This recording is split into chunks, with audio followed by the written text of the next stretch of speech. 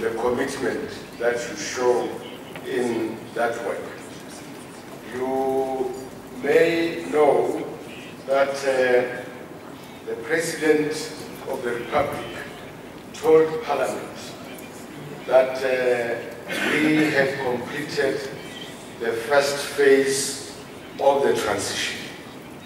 That first phase was building structures of government and structures supporting our democracy. And this commission is one of those structures supporting democracy. And we are delighted as a government to say that we are happy that the CRL is alive and performing, and we want to congratulate you. But we also want to say that we have now entered the second phase of the transition. And we can't enter that phase alone. We have to enter it with you, because the purpose of your existence is to support democracy. So the democratic project is continuing into this phase. But we will not understand what is expected of us unless we know where we come from. The legacy of slavery, colonialism, and apartheid still lives with us. And that's why we are experiencing gang rapes, abuse of women and children, drug and alcohol abuse. So those are the challenges of our time, but which were not created by President Jacob Zuma's government. These are resulting from the scars of slavery, colonialism, and apartheid. And this evil system deprived, degraded, and dehumanized our people, thereby depriving them of self-knowledge, self-esteem, and self-worth, the culture of self-help and self-reliance, the will for development and progress. Now, our people, therefore, have been reduced to a subhuman level, which makes them feel that not only their own lives are cheap, but also the lives of others are cheap. And that's why it doesn't matter that people take their own lives and they take the lives of other people. And this is the urgent task that is facing us to say, how do we humanize our people again? How do we uplift our people, make them realize that they are as human as anybody and anywhere in the world? And of course, being human means that you have rights as well as responsibilities. Now, those of you who come from religious organizations and cultural organizations will know that this freedom that we exist was not brought about in the first place by political organizations. It was brought about by cultural organizations and religious organizations. What did they do?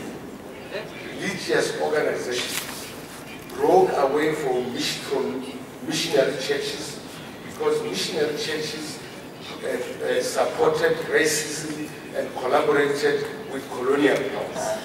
And after breaking away, they established schools and churches. They established shopping malls and insurance companies. They established old age homes and orphanages. In other words, religious bodies became developmental bodies.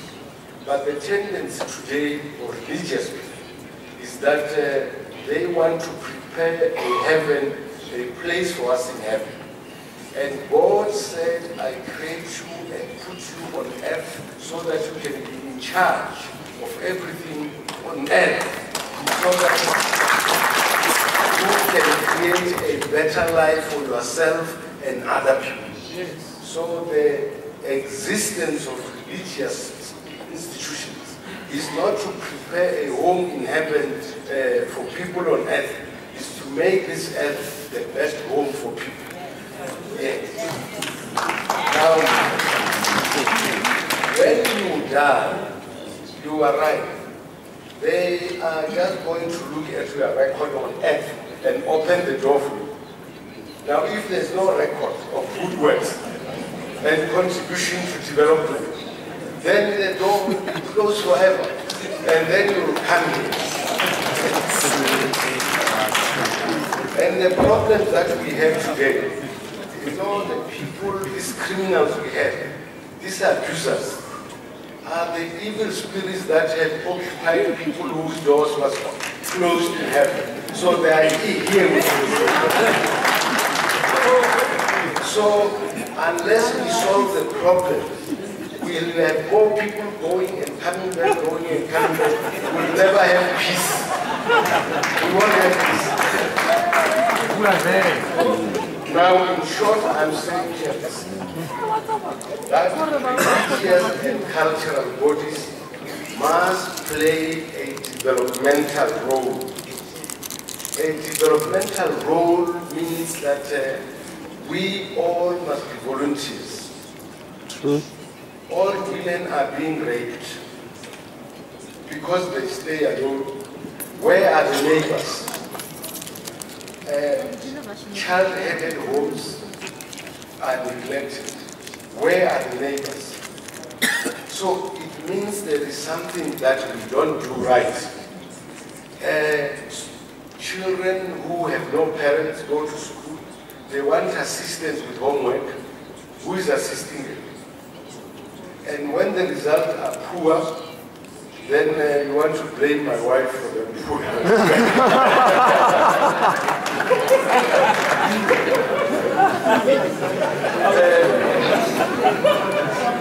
So,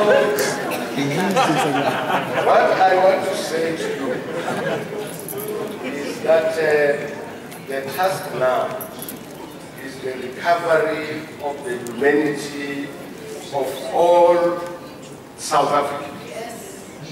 And then the improvement of the quality of the life of all South Africans. And therefore that means that CRL must have a developmental agenda. We must pass that stage where we say we have a charter of responsibilities, we have a charter of positive values, we have values in the Constitution. What are the practical actions that you are going to take up? Let me finish by saying that when I go to Parliament, I convince the whole of Parliament to form a parliamentary interfaith council, and we worked with religious leaders to form the National Interfaith Council of South Africa, NICSA, and we have ensured that NICSA enter into a partnership with the Department of Cooperative Governance. And that partnership is there. Yesterday, NICSA sent delegates to Cape Town to the opening of the House of Traditional Leaders. And the Parliamentary Interfaith Council at NICSA had a workshop in Cape Town. And we are going to take forward the program of the President on nation building and social cohesion. So we are going to form a partnership between the National Interfaith Council of South Africa, the Parliamentary Interfaith Council of South Africa, the Department of Cooperative Governance, and I can't see, Chairperson, why CRL can be outside of that partnership. And we are also going to ensure that in the same way that we have festivals for all religious groups, cultural groups, including traditional health practitioners, must have their own holidays, which must be recognized so that they are celebrated.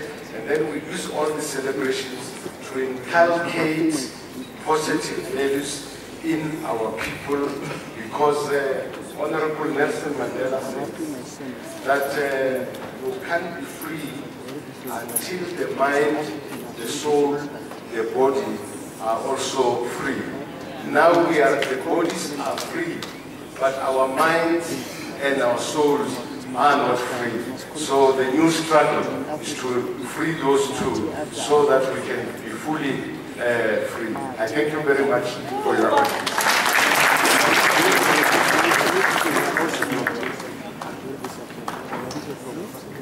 Ladies and gentlemen, we now come to one of the highlights of the morning,